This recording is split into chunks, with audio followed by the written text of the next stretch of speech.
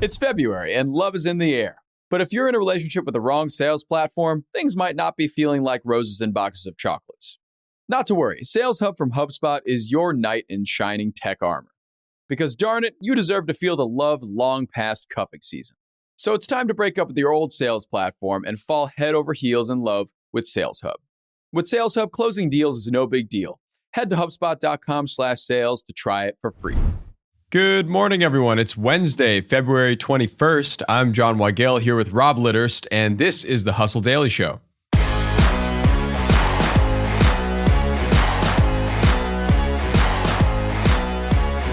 Have you ever thought there was a better way to travel than stressfully clutching your passport everywhere you go? Well, now it seems many airports and airlines are adopting an alternative, biometrics. Facial recognition has seeped into our lives in a lot of places, but could 2024 be the year it really ramps up in the travel industry? We'll chat about that in a bit, but first, let's give you the hits and headlines today across business and tech.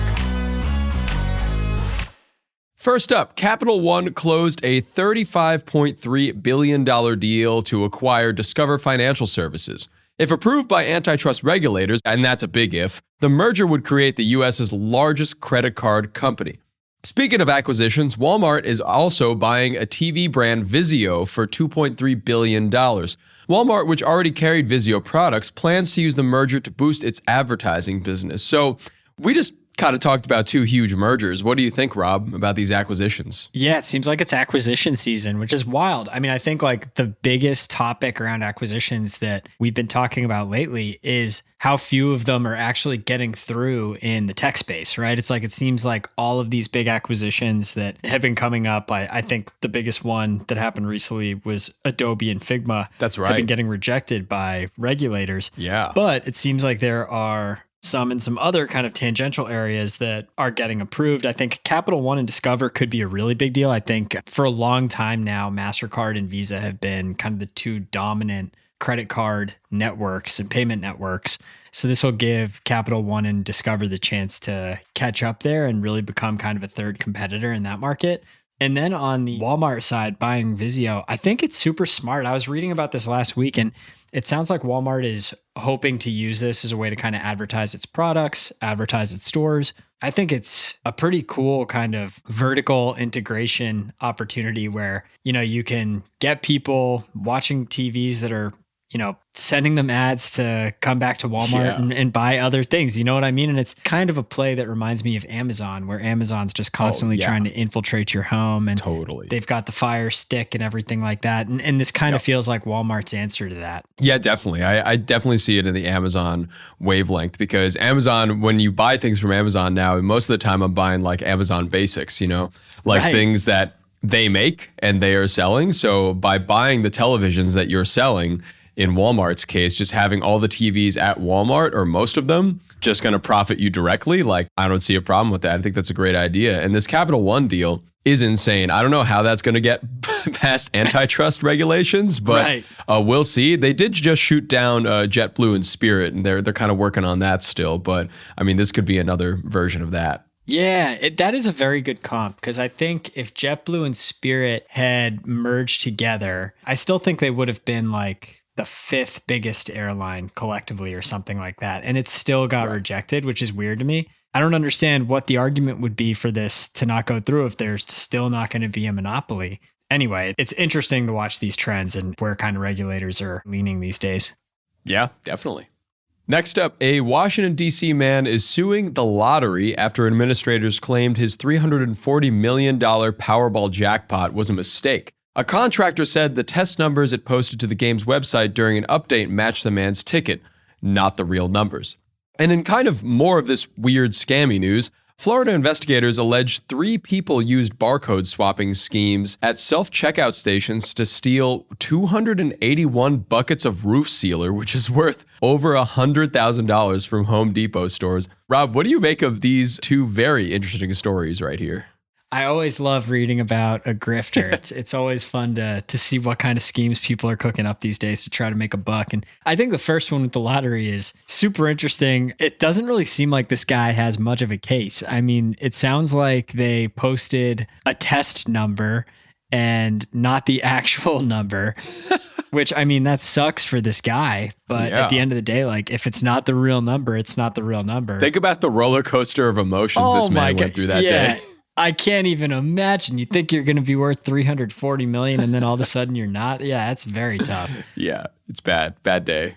On the other hand, the barcode swapping scheme, this is kind of crazy. And I mean, I would think that we would have heard more about schemes that are going on at self-checkout counters before now. It seems like that has been a pretty solid development that hasn't really resulted in as much theft as one might think. Maybe I'm being naive there, but I think just given how much kind of free reign people are given in the self-checkout line, it's just very surprising to me that we haven't seen more schemes like this. Yeah, I agree. Leave it to Florida, man. Just buckets of roof sealer. It truly lives up to the Florida brand. Wow. And finally, Coca-Cola revealed its 10th drink under their, quote, Creations initiative. It's called Coca-Cola K-Wave Zero Sugar. Mouthful. The fruity soda is meant to bring the excitement one feels when first becoming a fan of Korean pop music, and that is one way to reach the children. Totally. And on to the main story today. Our big story today is about the pesky travel industry. We've all been in long lines at the airport and we've all had a passport scare or two, but now airports are trying to smooth out their processes with biometrics. Face ID is not really a new concept, but more and more airports are integrating this tech for security measures, and it could very well replace the need for passports in the future. Rob, what do you make of this? Of course, there are probably a lot of privacy concerns, but let's start from the beginning. Yeah, so I'll tell you what, I am very bullish on biometric tech. So I use a password manager, right? And I don't even know most of my passwords. And honestly, like that is how I feel safest. If I don't know my passwords, then how the heck is some scammer going to know my passwords? You know what I mean? Like if you make them completely insane chains of just like letters and numbers and whatever characters, it's extremely hard for somebody to hack into your stuff. And I have family members that use the same password for everything. And they've run into issues because, you know, their passwords are not hard to guess and hackers have found them. So like all that stuff is super real. I am very bullish on biometric tech. And I think the more it takes off, the better. I love what Apple's doing on the iPhone. And I'm super excited about this at airports. I think airports just getting through lines is such a drag. And if you can do it faster and more easily and more seamlessly, it'll be great. It will reduce some of those conversations with the folks at TSA, which I always enjoy. This article in the New York Times talks about how this year really could be the tipping point for it, even though facial recognition tech has been around since 2019. Yeah, are there programs currently that use this? Because I think the only time that I've experienced it is coming back actually via global entry usually into the United States. But are there any kind of domestic carriers that are using this so far? I've never actually used this at the airport. I do have global entry, but I haven't used it in a while. So I wonder if it's more recently that they implemented it there. But could be. To your point, Delta Digital ID allows pre-check members to scan their faces instead of boarding passes and IDs at 4 U.S. airports. So it's kind of a small sample size pilot right now. United Airlines lets pre-check travelers use their faces at select bag drop counters. So they're kind of piloting this too. American Airlines flyers can get into the Dallas Airport lounge with just their faces. And there are 30 U.S. airports that are already using TSA facial screening verification and about 400 more that have committed to joining. So it does look like biometric tech is here to stay and definitely on the way. But at this point, as you can see from those examples, we're still kind of in the testing phase and I think in like the early part of the rollout. Yeah, it seems also like the U.S. is kind of the last bastion for this because around the world, it seems like things are really ramping up with this tech. Like we have this CETA report here about airlines and airport security and like IT and how that 70% of global airlines will use biometric tools for identification by 2026. That's so soon. Yeah, it's crazy how fast they see this rolling out. And to your point, you're 100% right. The US is behind here. Singapore's Changi Airport is going passport free for all departures. Germany's Frankfurt Airport lets passengers use their faces for the entire travel process. Wow. And in China, 86% of the country's international airports use biometric tech. Beijing Capital International Airport lets travelers use their faces at every step of their trip, including checking out at duty-free stores. So this tech has been rolled out and in usage internationally, much more so than it has been in the US. And the benefits and perks are huge. I mean, it can save a ton of time. Definitely. It cuts over a minute from the bag drop process, 15 seconds off security interactions.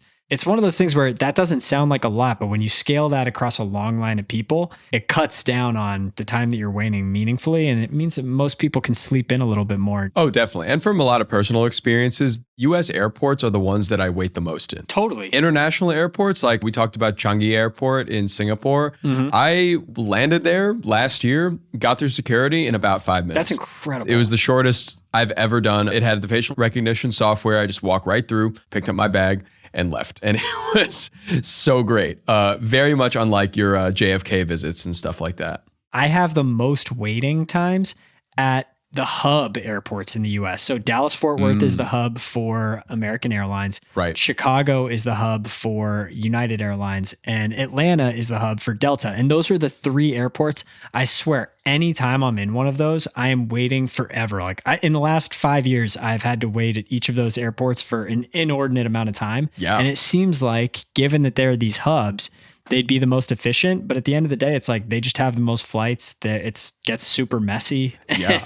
It's hard to manage. I don't know. It's kind of ironic. Yeah, but for here in the US, is there anything kind of holding us back from getting that? Because that would be nice to have. So one of the things that I think has probably slowed this down a little bit is there's a 2001 congressional mandate that required airports to add systems that allow for biometric identification for all travelers coming in or out of the US. The rollout is finished for US entries. It scanned 113 million of them last year and will be available for all departures by 2026, which sounds very, very soon, like you said earlier. Okay. Like you mentioned at the top, though, you know, this tech is not without its downsides. There are concerns about the ramifications for privacy and surveillance, all sorts of stuff. I don't know if I'm like out here on an island by myself, but I generally believe the classic Facebook line, if you don't have to pay, then you're the product. I'm honestly like, just take my data. Like other than my passwords and like my payment data, like I don't care if you have like my browsing history and like all that stuff. Right. It's totally fine. I feel like a citizen of the internet, and I guess it probably is a little bit different with biometrics. And if people can steal that identity information and use it in nefarious ways, that's obviously pretty scary. But I personally have not heard any horror stories about that yet. I think that there's a whole part of this as well that's about, it's going to happen anyways, I feel like, no matter what you feel about it, if you like it, if you don't like it. Like there are so many systems that are actively trying to do this in the US and internationally. What I think I'm mainly concerned about is the ability that people have to potentially opt out. Right. And if you opt out of it, is that kind of a red flag on you and your identification? Because if you don't want to give your identification to somebody, I don't know, they're probably going to think you're doing something pretty shady if you're coming to this country or that country, you know? So there's kind of a lot of hurdles, I feel like, to kind of jump through this at the end of the day to get to where we want to be with this. Right.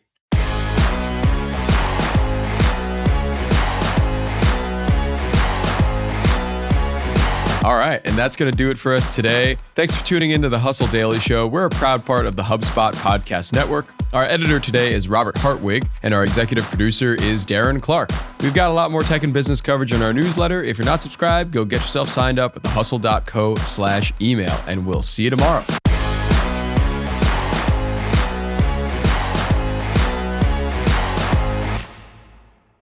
Hey, everybody, it's John from the Hustle Daily Show. I've been listening to an awesome podcast recently called Marketing Made Simple. It's hosted by Dr. JJ Peterson, and it's brought to you by the HubSpot Podcast Network, which is the audio destination for business professionals. Marketing Made Simple brings you practical tips to make your marketing easy and, more importantly, make it actually work. I was listening to an episode recently that really stuck with me, and it was called How Real Should You Be at Work? In that episode, Dr. JJ Peterson and his co-host, April Sunshine Hawkins, talked with Ashley Menzies Babatunde, who is the creator and host of her own podcast called No Straight Path, and it explores the human stories behind success. But on their podcast, Ashley dove into the importance of embracing humanity in the workplace and acknowledging that setbacks and emotional challenges are a natural part of everybody's daily life. So I found that really, really impactful. You can listen to Marketing Made Simple wherever you get your podcasts.